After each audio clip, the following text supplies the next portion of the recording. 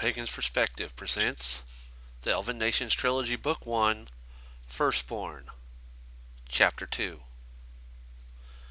Later that night, Sithel strode with furious energy down the corridors of the Palace of Quinari. Servants and courtiers backed away from him as he went.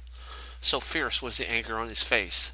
The assembly had ended on a triumphant note, but the Speaker of the Stars could not forget the outrage his own son had committed. The corridor ended at the palace's great central tower. Sithel approached the huge bronze doors that closed off the private rooms of his family from the rest of the palace.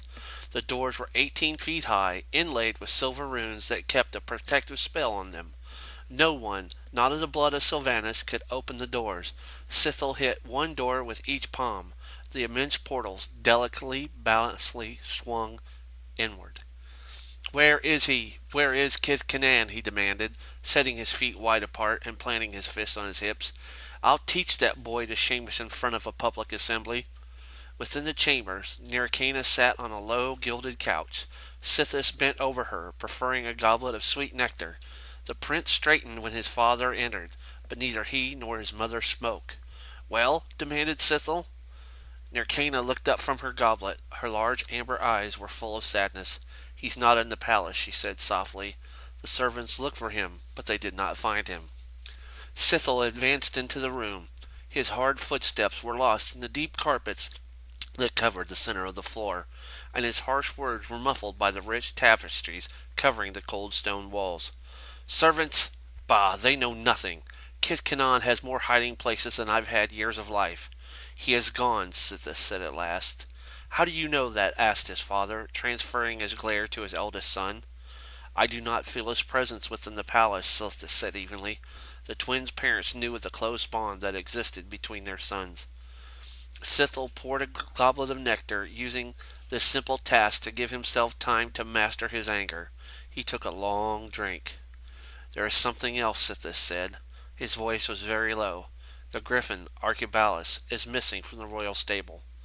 Sithel drained his cup. "So he's run away, has he? Well, he'll be back. He's a clever boy, Kith is, but he's never been out in the world on his own. He won't last a week without servants, attendants, and guides." "I'm frightened," said Nirkana. "I've never seen him so upset. Why didn't we know about this girl and Kith?" She took Sith's hand. "How do we know she will be a good wife for you after the way she's behaved?" "Perhaps she is unsuitable," Sithis offered, looking at his father. "If she were, perhaps the marriage could be called off. Then she and Kith Kanan—" "I'll not go back on my word to Shinbaras merely because his daughter is indiscreet," Sithel snapped, interrupting his son's thoughts. "Think of Hermathia too. Shall we blacken her reputation to salve Kith's wounded ego? They'll both forget this nonsense." Tears ran down Nirkana's cheeks. "Will you forgive him? Will you let him come back?" "It is outside my hands," Sithel said. His own anger was falling under fatherly concern. "But mark my words, he'll be back." He looked to Sithis for support, but Sithis said nothing. He wasn't as sure of Kith Kanan's return as his father was. The griffin glided in soundlessly, its mismatched feet touching down on the palace roof with only a faint clatter. Kith Kanan slid off Archibald's back. He stroked his mount's neck and whispered encouragement in its ear. "Be good now. Stay." Obediently, the griffin folded its legs and lay down. Kith Kanan stole silently along the roof. The vast black shadow of the tower fell over him and buried the stairwell in darkness.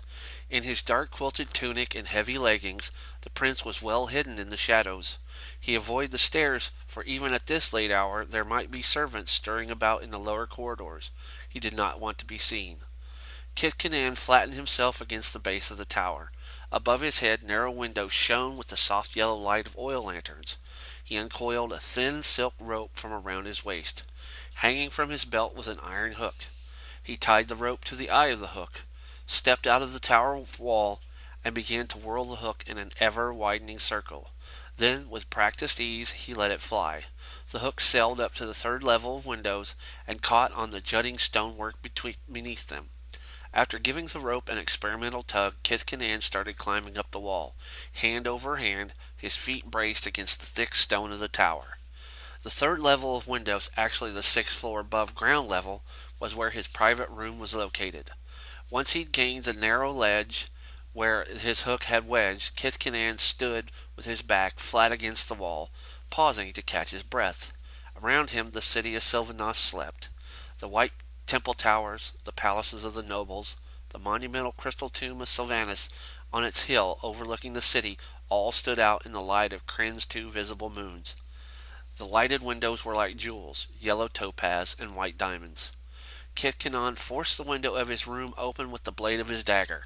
He stepped down from the sill onto his bed. The chill moonlight made his room seem pale and unfamiliar. Like all the rooms on this floor of the tower, Kithkinan's was wedge-shaped, like the slice of a pie. All the miscellaneous treasures of his boyhood were in this room. Hunting trophies, a collection of shiny but worthless stones, scrolls describing the heroic deeds of Sylvanas and Bailiff, all to be left behind, perhaps never to be seen or handled again. He went first to the oaken wardrobe standing by an inside wall. From under his breastplate he pulled a limp cloth sack which he had just bought from a fisher on the river. It smelled rather strongly of fish, but he had no time to be delicate. From the wardrobe he took only a few things: a padded leather tunic, a pair of heavy horse riding boots, and his warmest set of leggings. Next he went to the chest at the foot of his bed. With no concern for neatness, he stuffed spare clothing into the sack. Then at the bottom of the chest he found something he hadn't wanted to find. Wrapped in a scrap of linen was the star jewel he had bought for Hermathia. Once exposed, it glittered in the dim light. Slowly he picked it up. His first reaction was to grind the delicate gem under his heel, but Kithkinan couldn't bring himself to destroy the beautiful scarlet gem. Without knowing exactly why, he slipped it into the fisher's bag. From the rack by the back door he took 3 items: a short but powerful recurved bow, a full quiver of arrows, and his favorite boar spear. Kithkinan's scabbard hung empty at his side. His sword, forged by the priest of Kirjolith, he'd left in the Tower of the Stars. The prince put the arrows and the unstrung bow in the sack and tied it to the boar spear. The whole bundle he slung from his shoulder. Now for the door. The latch whispered backward on its slot. Kithkinan pulled the door open. Directly across from his room was Sithis' sleeping chamber. A strip of light showed under his brother's door. Kithkinan lowered his bundle to the floor and reached out for the door handle. Sithis' door opened silently. Inside, his white-robed twin was kneeling before a small table on which a single cut rose lay. A candle burned on the fireplace mantel. Sithis looked up. "Come in, Kith," he said gently. "I was expecting you." He stood, looking hollow-eyed and gaunt in the candlelight. "I felt your presence when you returned. Please sit down." "I'm not staying," Kithkinan replied bitterly. "You need not leave, Kith. Beg Father for forgiveness. He will grant it." Kithkinan spread his hands. "I can't, Sith. It wouldn't matter if he did forgive me. I can't stay here any longer." "Because of Hermathia?" asked Sithis. His twin nodded. "I don't love her, Kith, but she was chosen. I must marry her." "But what about me? Do you care at all how I feel?" Sithis' face showed that he did. "But what would you have me do?" "Tell them you won't have her. Refuse to marry Hermathia." Sithis sighed. "It would be a grave insult to Clan Oakleaf, to our father, and to Hermathia herself. She was chosen because she will be the best wife for the future speaker." Kithkinan passed a hand over his feverish eyes. "This is like a terrible dream. I can't believe Thea consented to all this." "Then you can go upstairs and ask her. She is sleeping in the room just above yours," Sithis said evenly. Kithkinan turned to go. "Wait," Sithis said. "Where will you go from here?" "I will go far," Kithkinan replied defiantly. Sithis leapt to his feet. "How far will you get on your own? You are throwing away your heritage, Kith. Throwing it away like a gnawed apple core." Kithkinan stood still in the open doorway.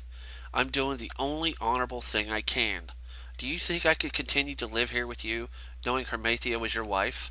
Do you think I could stand to see her each day and have to call her sister? I know I have shamed father and myself. I can live with shame, but I cannot live in sight of Hermathia and not love her." He went out into the hall and stooped to get his bundle. Sithis raised the lid of a plain, dark oak chest sitting at the foot of his bed. Kith, wait. Sithis turned around and held out his brother's sword. Father was going to have it broken. He was so angry with you. But I persuaded him to let me keep it. Kith Kanan took the slim, graceful blade from his brother's hands. It slid home into its scabbard like a hand into a glove. Kith Kanan instantly felt stronger. He had a part of himself back. Thank you, Sith. On a simultaneous impulse, they came together and clasped their hands on each other's shoulders. May the gods go with you, brother, said Sithis warmly. They will if you ask them, Kith Kanan replied wryly. They listen to you. He crossed the hall to his old room and prepared to go out the window. Sithis came to his door and said, Will I ever see you again? Kith Kanan looked out at the two bright moons. As long as Solinari and Lunitari remain in the same sky, I will see you again, my brother. Without another word, Kith Kanan stepped out of the window and was gone. Sithis returned to his sparsely furnished room and shut the door. As he knelt again at his small shrine to Mathery, he said softly, Two halves of the same coin, two branches of the same tree. He closed his eyes. Mathery, keep him safe. On the ledge, Kith Kanan gathered up his rope. The room just above his, Sithis said. Very well, then. His first cast fell short, and the hook came scraping down the stone right at his face. Kith Kanan flinched aside, successfully dodging the hook, but he almost lost his balance on the narrow ledge. The falling hook clattered against the wall below. Kith Kanan cursed soundlessly and hauled the rope back up. The tower of Quinari was like most elven spires, grew steadily narrower as it grew taller. The ledges at each level were thus correspondingly shallower. It took Kith Kanan 4 tries to catch the hook on the 7th floor ledge. When he did, he swung out in the cool night air, wobbling under the burden of his sack and spear. Doggedly he climbed. The window of the room above his was dark. He carefully set the bundle against the outside wall and went to work on the latch with his dagger. The soft lead of the window frame yielded quickly to his blade. He pushed the crystal panes in. Already he knew she was in the room. The spicy scent she always wore filled the room with a subtle perfume. He listened and heard short sighs of breathing. Hermathia was asleep. He went unerringly to her bedside. Kith Kanan put a hand out and felt the soft fire of her hair.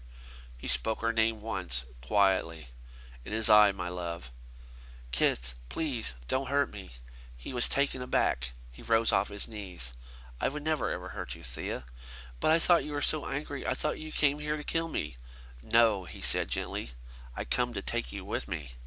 She sat up. Solinari peeked in the window just enough to throw a silver beam on her face and neck. From his place in the shadows, Kith Kanan felt again the deep wound he'd suffered on her account. Go with you? Hermathia said in genuine confusion.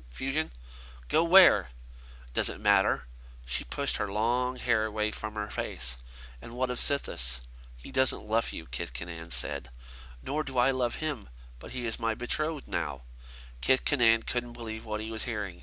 You mean you want to marry him? Yes, I do. Kith Kanan blundered backward toward the window. He sat down hard on the sill. It seemed as though his legs would not work right. The cool night air washed over him, and he breathed deeply. You cannot mean it. What about us? I thought you loved me. Hermathia walked into the edge of the shaft of moonlight. I do, Kith, but the gods have decided that I shall be the wife of the next speaker of the stars. A note of pride crept into her voice. This is madness, Kith Kanan burst out. It was my father who decided this marriage, not the gods.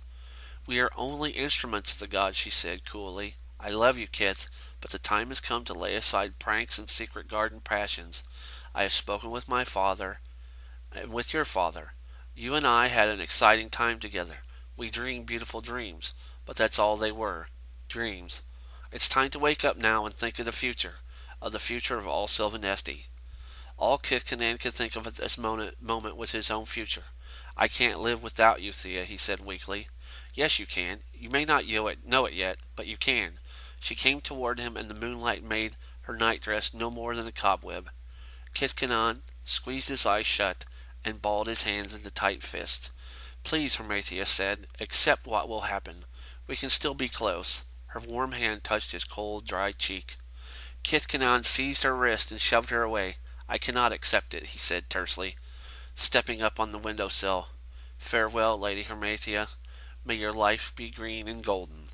The irony of his words were not lost on her. "May your life be green and golden" was what elven commoners said when taking leave of their lords. Kitkanon shouldered his sack and slipped over the stone ledge. Hermathia stood for several seconds, gazing at the empty window. When the tears came, she did not find them. Faithful Archibald was his only companion now. Kitkanon tied the sack to the saddle pillion and stuck the boar spear in the lance cup by his right stirrup. He mounted Archibald, strapped himself to the saddle, and turned the beast's head into the wind. "Fly!" he cried, touching his heels into the griffin's brawny breast. "Fly!" Archibald unfolded its wings and sprang into the air. Kitkanon whistled, and the griffin uttered its shrill cry. The least he could do, Kitkanon decided, was to let them know he was going.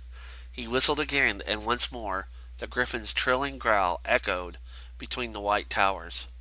Kitkanon put the waxing red moon on his right hand and flew southwest across Thonthalis.